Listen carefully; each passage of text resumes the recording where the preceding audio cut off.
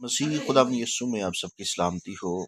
जितने भी लोग इस वक्त मुझे देख रहे हैं, सुन रहे हैं, उम्मीद करता हूँ सभी खैरियत से होंगे।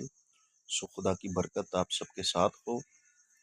तो बात ये करना चाहता हूँ कि बहुत से लोग इस वक्त पलूस रसूल की टीचिंग के बारे में मिसअंडरस्टूड है, यानी कि उसकी टीचिंग को लेकर मिसअंडरस्टैंडिंग जो है उनके अंदर पाई जाती है।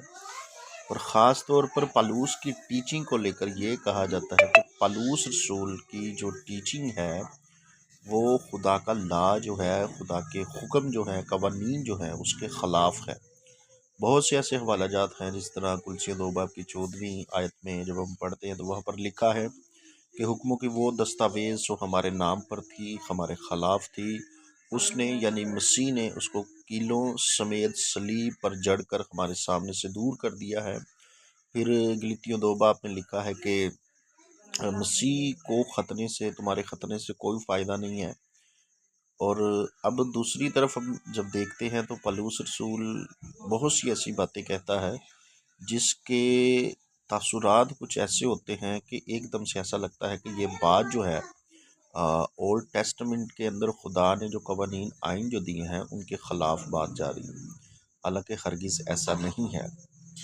बुजुर्ग पलूस के बारे में पतरस रसूल का जो बयान है उसको आप हमेशा गौर से पढ़ा करें।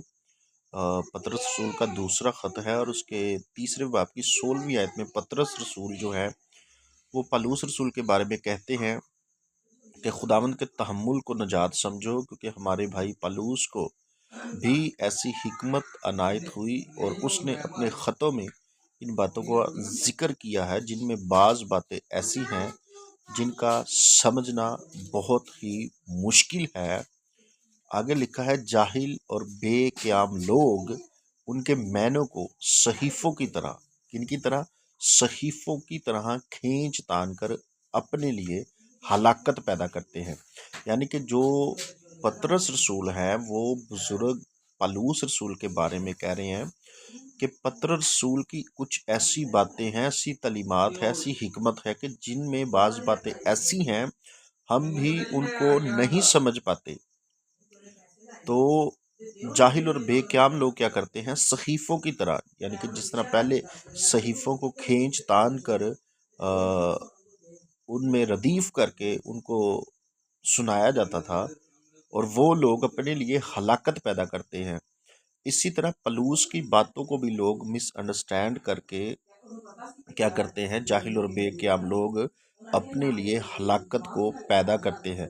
पलूस रसूल की टीचिंग को समझने के लिए, पलूस रसूल की बातों को जानने के लिए हमें पहले बुजुर्ग पलूस जो हैं उनको स्टडी करना पड़ेगा, उनको पढ़ना पड़ेगा, उनको पहले समझना पड़ेगा कि पलूस रसूल असल में है कौन, उनकी तालीम क्या थी, उनका ईमान क्या था, उनका अकीदा क्या था।